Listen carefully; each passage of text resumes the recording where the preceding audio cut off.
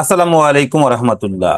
প্রিয় এসএসসি পরীক্ষার্থী, আজকে তোমাদেরকে আমি যে সাজেশনটি দিব এটি হলো লাইফ সেভিং সাজেশন। ওকে, তুমি বিপদে পড়লে কিভাবে উদ্ধার হবে। ইংলিশ সেকেন্ড পেপার পরীক্ষা তো সো হার্ড, তাই না?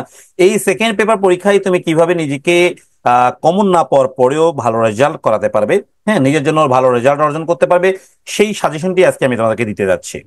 সো আজকের এই ভিডিওটা এতটাই গুরুত্বপূর্ণ যে এই সাজেশনটা তোমার ইংরেজি থেকে ফেলটাকে একদমই শূন্যের কোঠায় নিয়ে যাবে এবং তুমি মিনিমাম 80% মার্কস তুলতে পারবে। সেই টেকনিক্স গুলো আমি আজকের এই ভিডিওতে দিব। ওকে, প্রিয় শিক্ষার্থী, শুরু করছি আজকের আলোচনা। তবে আজকের আলোচনা শুরু করার পূর্বে তোমরা যারা এখন পর্যন্ত আমার চ্যানেলকে সাবস্ক্রাইব করোনি, ঝটপট সাবস্ক্রাইব করো। সেই সঙ্গে কমেন্ট সেকশনে লিখো তোমরা কে কোন স্কুল থেকে দেখছো এবং কে কোন বোর্ড থেকে দেখছো। যদিও আজকে সাজেশন আমার অল বোর্ড থেকে। প্রিয় শিক্ষার্থী, প্রথমেই সাজেশন পর্বে যাওয়ার আগে আমি তোমাদেরকে বলে দিই, তোমাদের কিন্তু রিডিং পার্টের মার্কস থাকবে হচ্ছে রিডিং বা গ্রামার পার্ট যেটাকে আমি বলি 60 মার্কস। কত থাকবে? 60।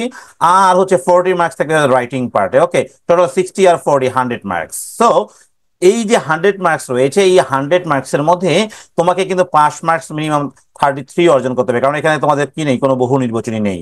সো 33 অর্জন করার জন্য তোমাকে যে কাজটা করতে হবে সেটি হলো প্রথমত এই যে রিটেন পার্টটাতে তোমাকে মিনিমাম 33 তুলতে হবে। এখানে 40-এ তুমি 30 তুলবে বা 33 তুলবে, মূল টার্গেট আমি এটা দিয়েই পাস করব। আমি আবার বলছি, আমি এটা দিয়েই পাস করব, টার্গেট আমি এটা দিয়েই পাস করব। সো এটা দিয়ে পাস যদি করি তাহলে উপরের আমি যে 60 মার্কস থাকছে, ওই 60 থেকে আমি কত কারেকশন করব, বা কত কালেক্ট করব, কত অর্জন করব, সেটা আমি তোমাদেরকে বলে দিব কোন জায়গা থেকে তুমি কোন ধরনের কোশ্চেন গুলো কমন পাবা। সো চলো আলোচনা শুরু করছি। প্রথম আলোচনা হবে আমাদের সিভি নিয়ে। আমি আগে তোমাদের পাস মার্কসটা দিয়ে দিই। কি নিয়ে আলোচনা হবে? সিভি।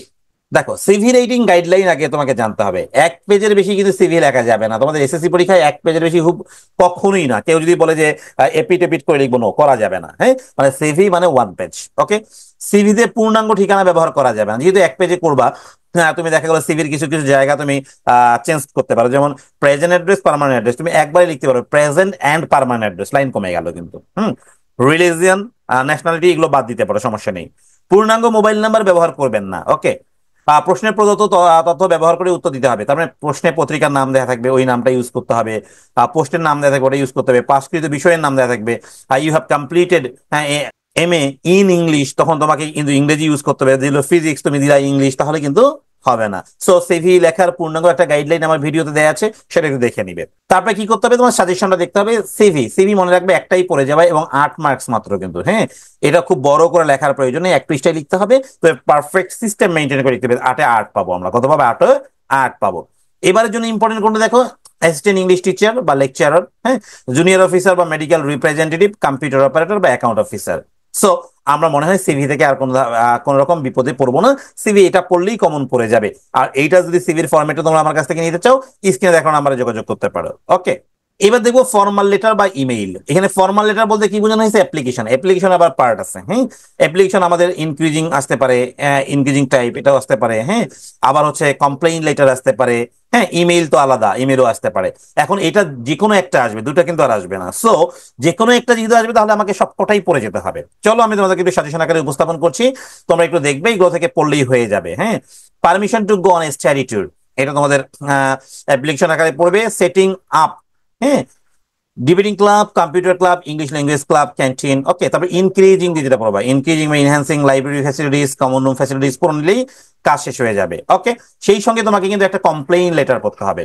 মনে রাখবা, কমপ্লেইন লেটার লেখার টেকনিক রয়েছে। একটা কমপ্লেইন লেটার পড়েই তুমি সবগুলো মার্কস তুলতে পারবে, যেটার ভিডিও তুমি আজকেই পেয়ে যাবে। ওকে, কোশ্চেন নং 14, প্যারাগ্রাফ। প্যারাগ্রাফের জন্য আমি তোমাদেরকে বলি যে দেখো, লোডশেডিং, ট্রাফিক জ্যাম, এখানে আমি যে কয়েকটা দিয়েছি, হ্যাঁ, এগুলো পড়ে নেওয়ার পরে যদি কমন না পড়ে কিভাবে লিখতে হবে, এটার কিন্তু একটা টেকনিক্স রয়েছে। মানে কমন না পড়লে কিভাবে তুমি 10-এর মধ্যে 8 তুলবে, সেই টেকনিকটাও তোমরা যদি পেতে চাও, তাহলেও তোমরা আমার চ্যানেলকে সাবস্ক্রাইব করো এবং ভিডিওগুলো দেখার চেষ্টা করো। হ্যাঁ, প্যারাগ্রাফ কমন না পড়লে তুমি কি করবে।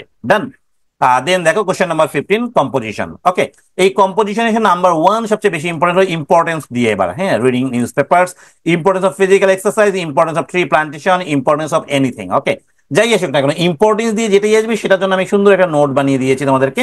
তোমরা এই নোটটা আমার ফলো করতে পারো। যারা এই নোটটা পেতে চাও, স্ক্রিনে দেখো নাম্বারে যোগাযোগ করো বা কমেন্ট করো। হ্যাঁ, duties of a student, aim in life, a favourite hobby. Okay, প্রিয় শিক্ষার্থী, এবারে আমরা দেখবো গ্রামার অংশ। হ্যাঁ, ভিডিওটি বড় হয়ে যাচ্ছে, গ্রামার অংশের জন্য আমি আলাদা একটা পার্ট বানাচ্ছি তোমাদের জন্য, তোমরা অবশ্যই সেই পার্টটি দেখবে। হ্যাঁ, আশা করছি সবাই ভালো সেই পার্টটি দেখবে। তোমাদের সবাইকে অসংখ্য ধন্যবাদ জানিয়ে আজকের মতো এখানেই বিদায় নিচ্ছি। সবাই ভালো থাকবে, আল্লাহ হাফেজ।